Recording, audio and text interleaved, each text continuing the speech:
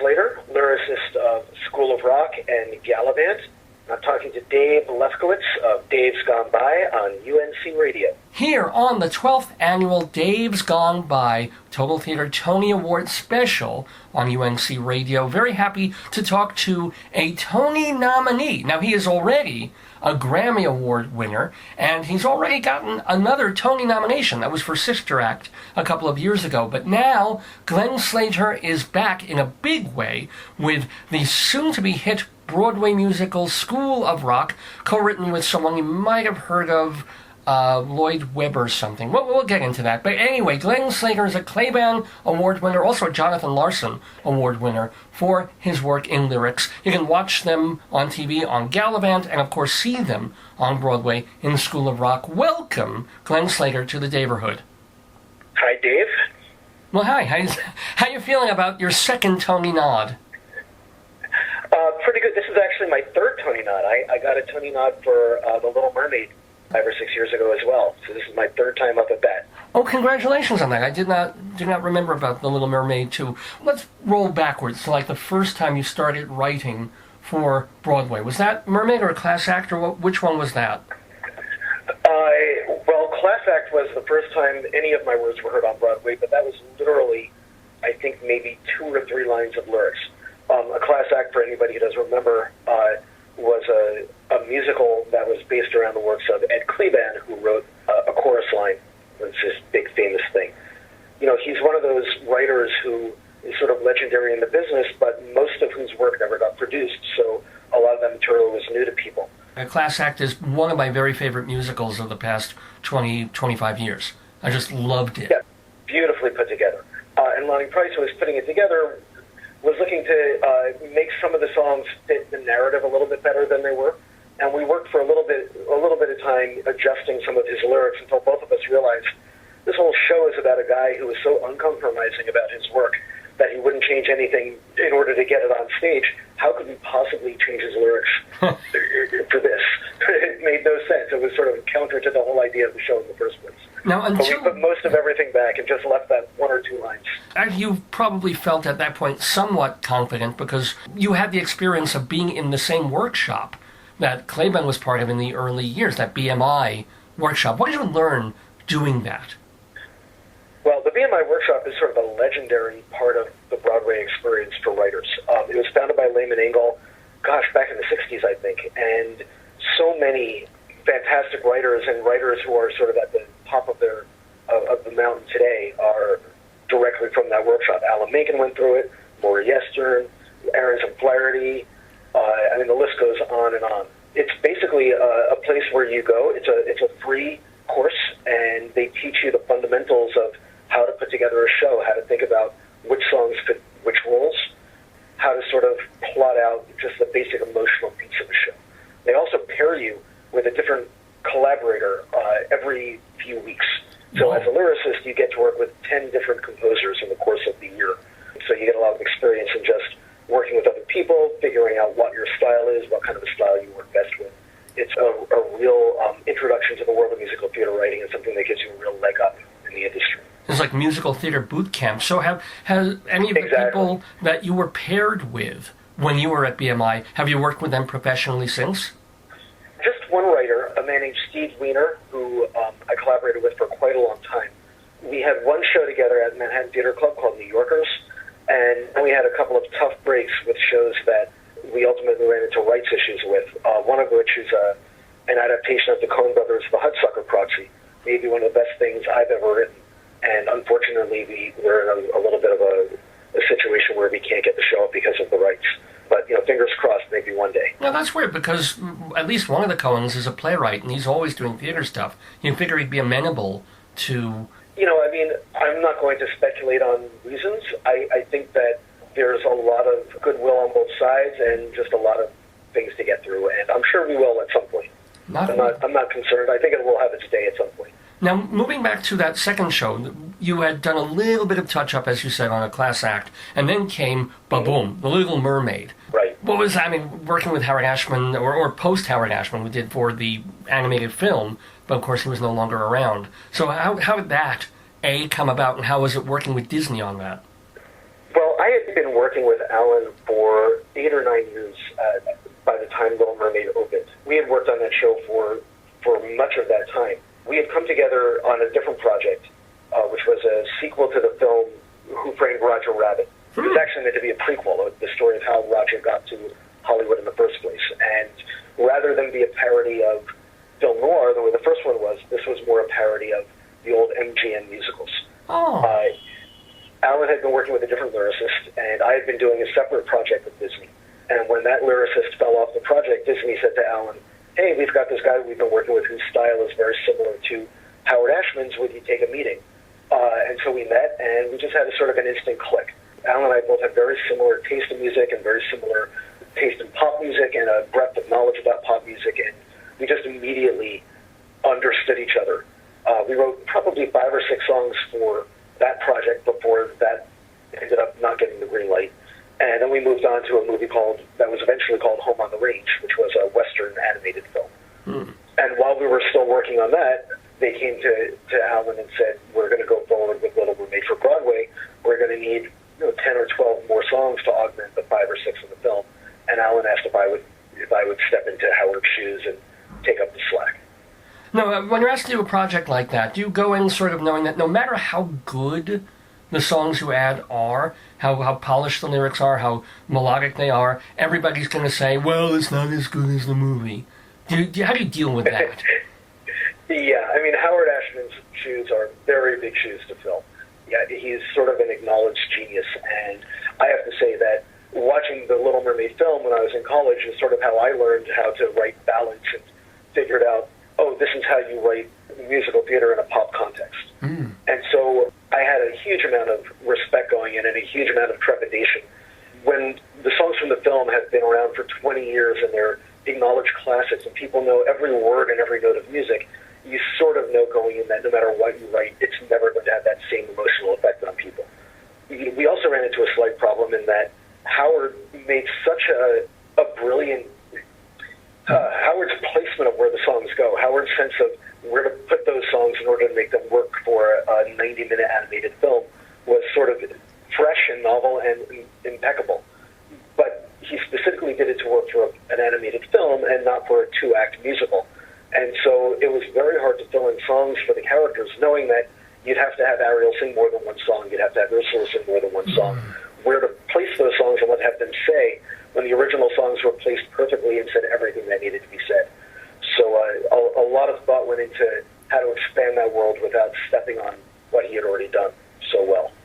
Well, now, your current show, School of Rock, which I would call it a hit, but it's not technically a hit until it makes back its last penny, but it's selling very, very well, and people are digging it. And I saw it, and I liked it very, very much. So this one, at least, you could work from source material where there was music in it, but at least you could create all new music with this guy, this Andrew Lloyd Webber guy. How did you get hooked up with Andrew Lloyd Webber? This is actually the second show I've done with Lord Webber. Lord? No, you don't. Please tell me you don't call him Lord. No, we call him Andrew. Okay. But previously, he had called me to do a sequel to Phantom of the Opera with him called Love Never Dies. Oh, right, which opened in London a few years ago, and I believe is coming on a U.S. tour next year. You know, that show is very much in his wheelhouse. It's a big, operatic, big, lush, huge numbers, really beautiful. But I'm more of a comic writer and more of a contemporary writer, and so it was exciting for me to sort of spread my wings and stretch on that one. While we were working on it, he had mentioned being interested in School of Rock as a property because Andrew has always been very involved in music education in the schools, teaching music to kids.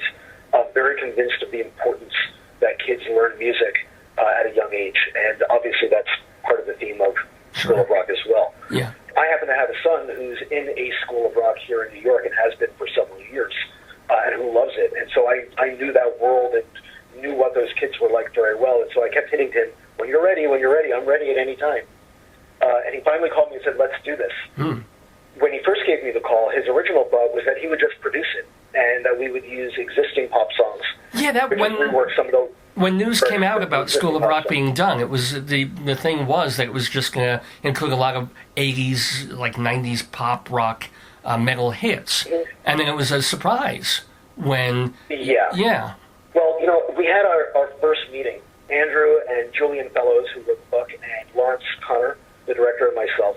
And we all sat down, and Lawrence Connor is a big heavy metal fan, and I'm a huge rock and pop historian. I've listened to everything from every era.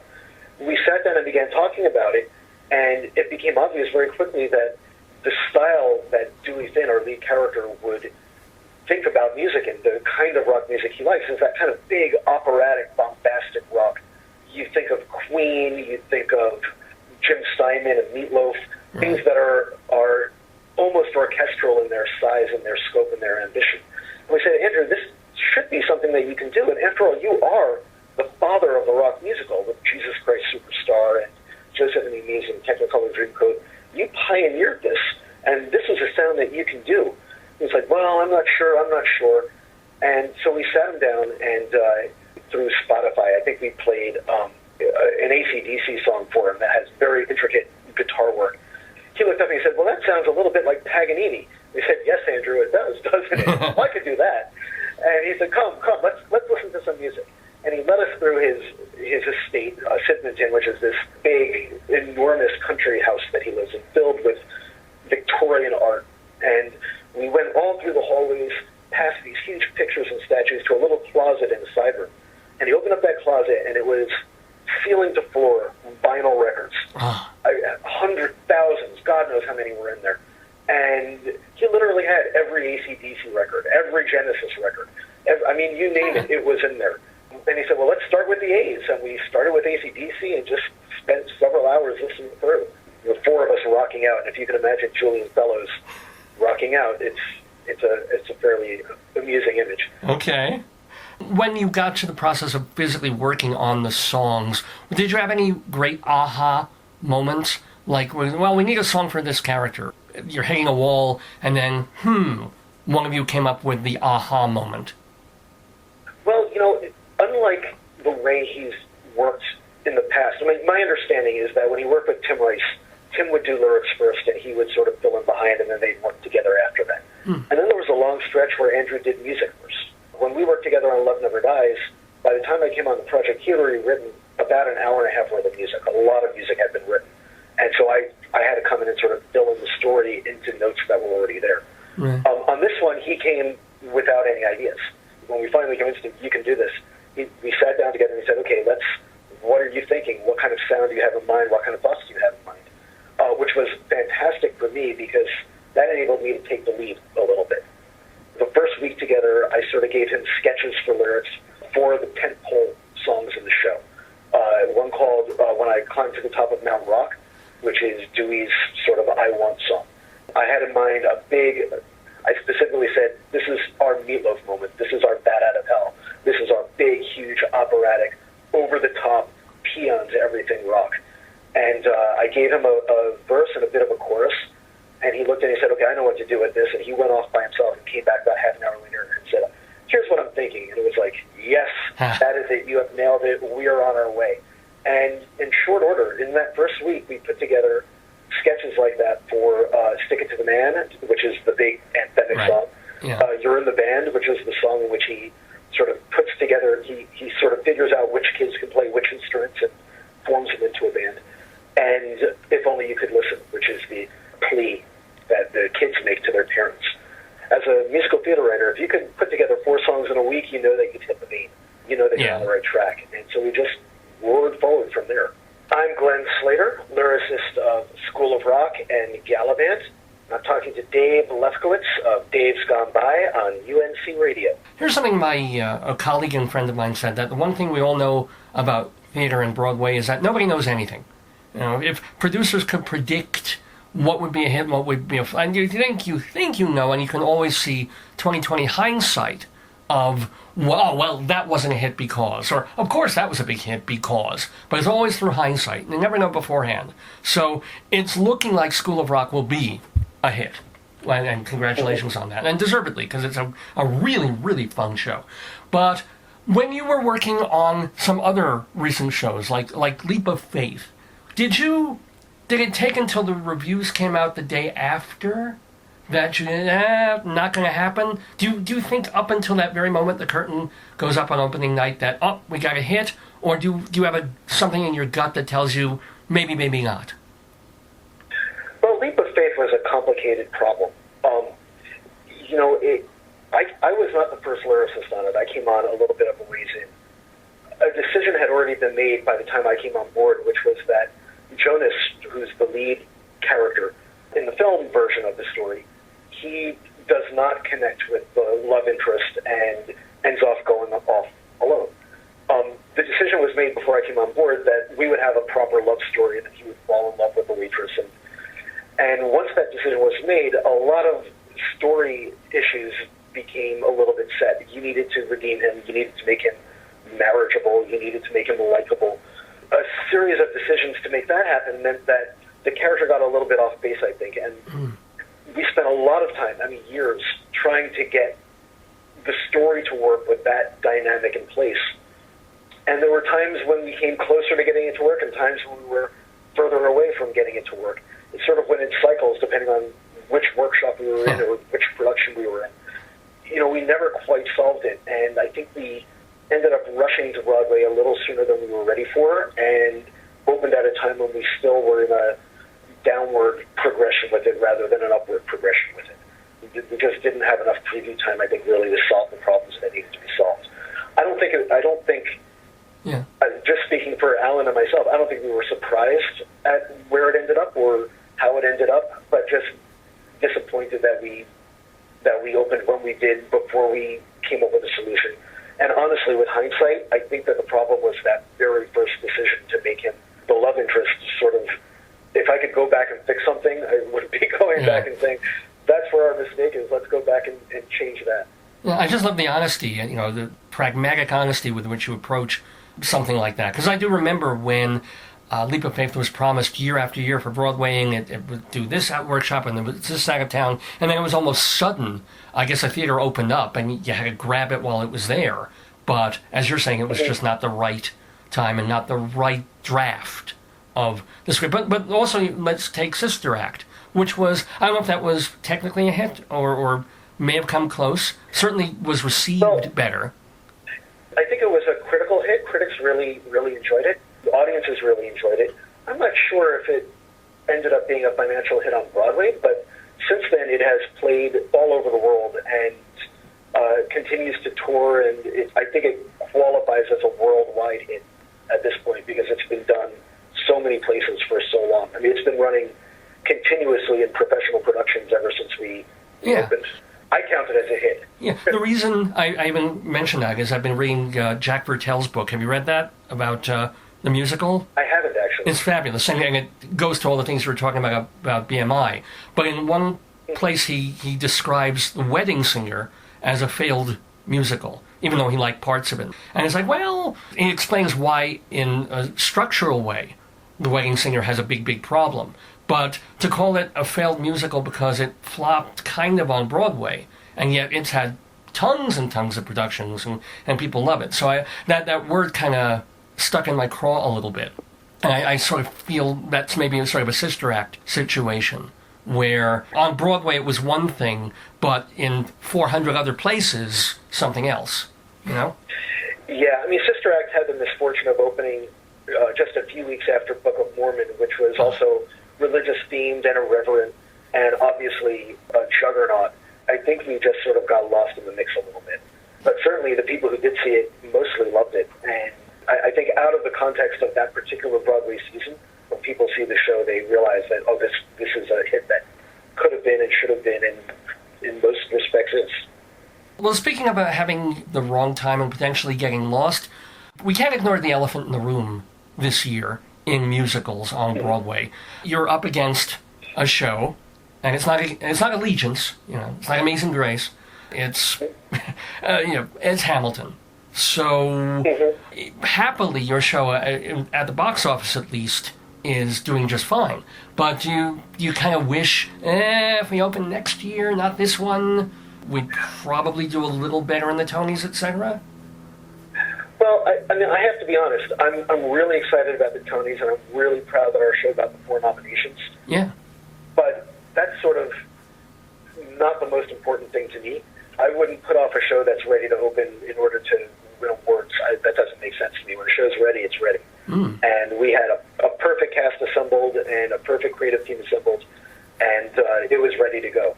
Yes, I mean, part of me wishes that we were in a season where all the attention wasn't on Hamilton, but I will say that Hamilton is bringing a lot of attention to Broadway. It's bringing the attention of a lot of young people to Broadway. It's opening up the bounds of what Broadway music can be in a way that I think benefits us, because we're also opening up those bounds in certain ways.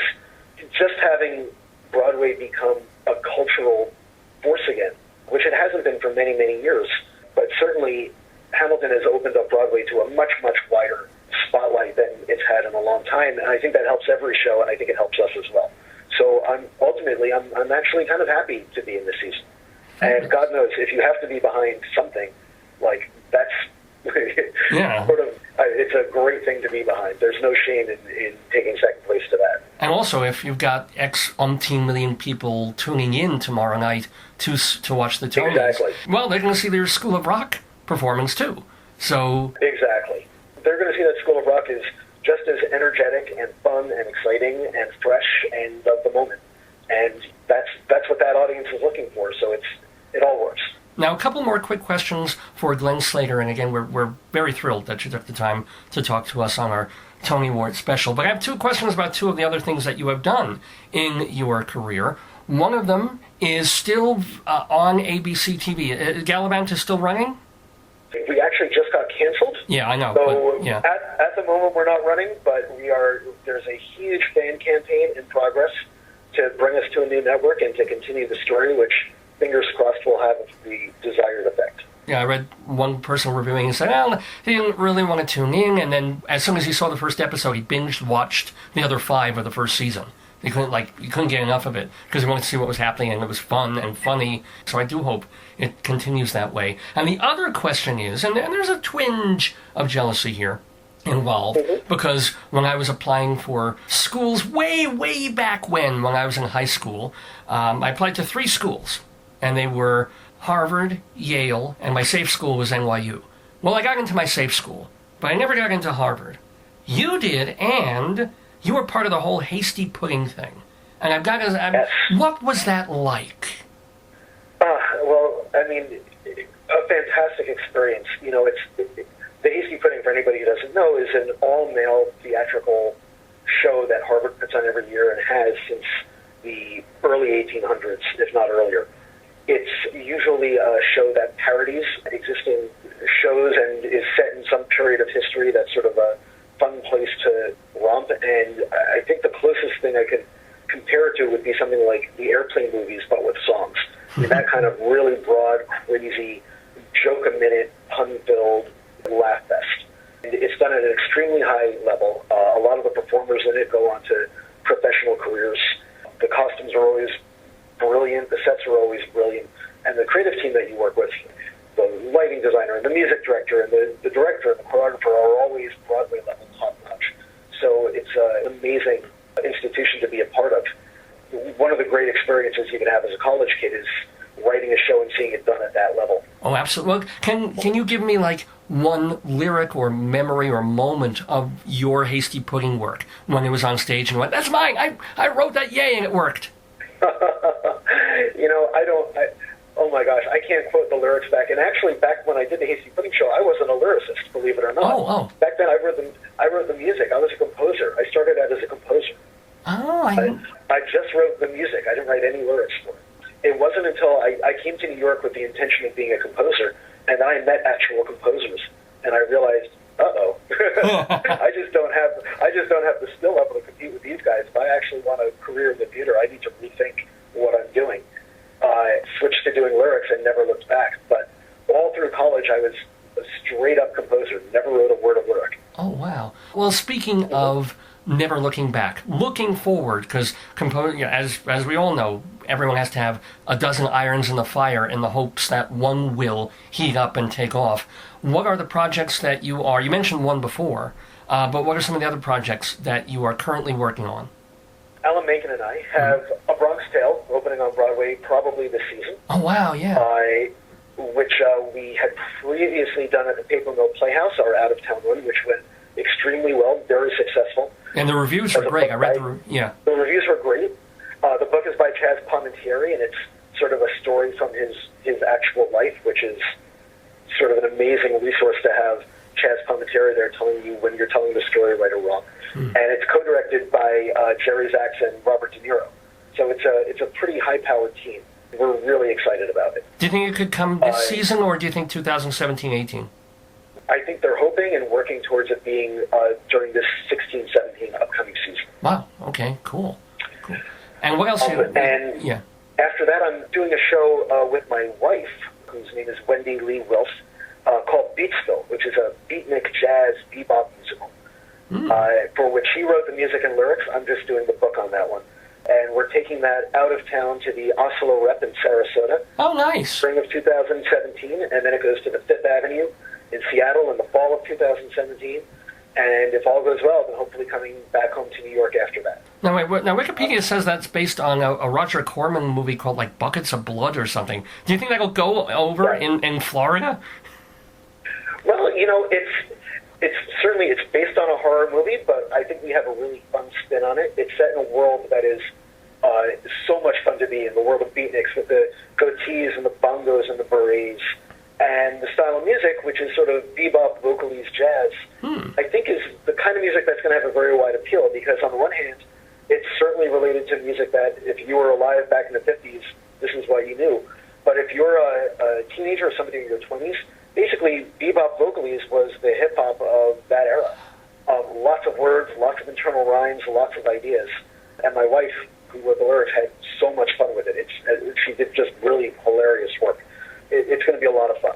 Well, it has been a lot of fun hearing your words and ideas, Glenn Slater. Everybody, please go to see School of Rock at the Winter Garden Theater on Broadway. Also, the cast recording is out, so you got to get yourself that. And make sure you Netflix, you binge watch, get it on DVD when it comes out, Galavant, and hope that it finds another home on TV as well. Glenn Slater, good luck tomorrow night at the Tonys. Fingers crossed. And thank you so much for being with us in the neighborhood. Thank you, Dave.